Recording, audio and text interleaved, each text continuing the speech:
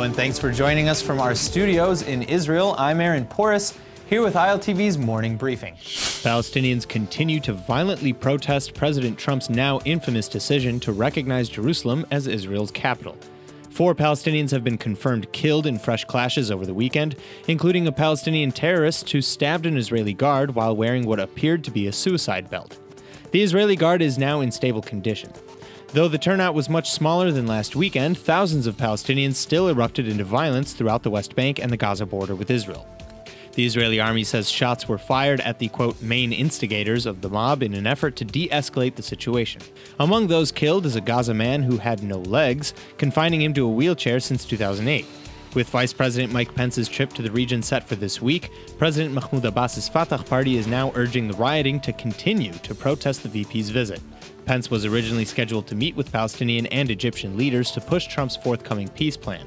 But after Trump's controversial Jerusalem announcement, Palestinians immediately canceled those talks, saying America's role as an impartial negotiator in the peace process had officially come to an end. President Trump's deal for a peace plan between Israel and the Palestinians is still in the works, but a top official from the White House has just revealed one critical point that we can expect to see. The White House says they, quote, cannot envision any situation under which the Western Wall would not be a part of Israel, end quote. The official has clarified that final sovereignty and boundaries will of course be up to Israel and the Palestinians to decide for themselves. There isn't even a peace plan on the table yet, but these words, much like President Trump's bombshell recognition of Jerusalem as Israel's capital, has pushed the Palestinians far from the table. President Mahmoud Abbas's Palestinian Authority has rejected these comments claiming the Western Wall for Israel. That's because the kotel, along with the rest of the Old City and the Temple Mount, is in East Jerusalem, where the Palestinians hope to have their capital for a future state. The Western Wall, also known as the kotel, is the second holiest site in Judaism, second to Har HaBayit or the Temple Mount. But Palestinians argue that East Jerusalem, which Israel liberated in the 1967 war, is disputed, occupied territory. But as this White House official points out, no matter what the Palestinians claim, quote, we cannot imagine Israel would sign a peace agreement that didn't include the Western Wall, end quote. A shocking case of alleged murder-suicide is now making headlines. A 42-year-old Israeli father has reportedly murdered his 9-year-old daughter in Texas and then committed suicide. According to local media reports, police and welfare workers arrived at the home on Monday where both the father, now identified as Yariv Kaplan, and his daughter, Liel, were found dead on the floor with gunshot wounds.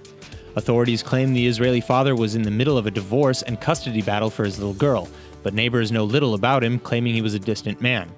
Further, Yariv's father reported that he had received an email from his son detailing the plan and that he notified the authorities, but that they were too late. Widow Anat Levitan Kaplan has now launched a GoFundMe campaign to raise enough money to fly her daughter Liel's body back to Israel for burial. A Brazilian immigrant has just been awarded a major prize in Israel for his brave work preventing a stabbing attack in the West Bank. Less than 3 months ago, 25-year-old Corporal Marcelo Perez noticed a suspicious man walking towards his post at the Gush Etzion junction. That man ended up taking out a knife and running towards nearby soldiers, but Perez shot and neutralized him with 1 bullet before anyone else could get hurt.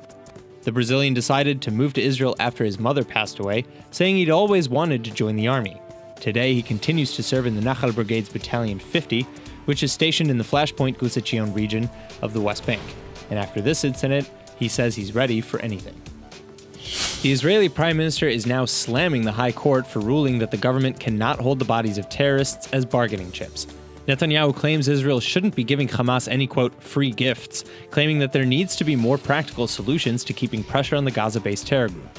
On Thursday, Israel's High Court declared that the state cannot retain terrorist bodies as part of a strategy to force Hamas to return both dead and living Israelis from the Gaza Strip. Both the Israeli Education and Justice ministers have released a joint statement claiming the High Court has made a major mistake. But Yesh Atid chairman Yair Lapid says the High Court ruling has an upside. It gives the government the instructions to do what it, quote, should have done long ago, pass a law that will allow Israel to continue holding terrorist bodies if need be, end quote. That's all for now. I'm Aaron Porras, and see you later with our main daily broadcast from Israel at 2 p.m. Eastern Time.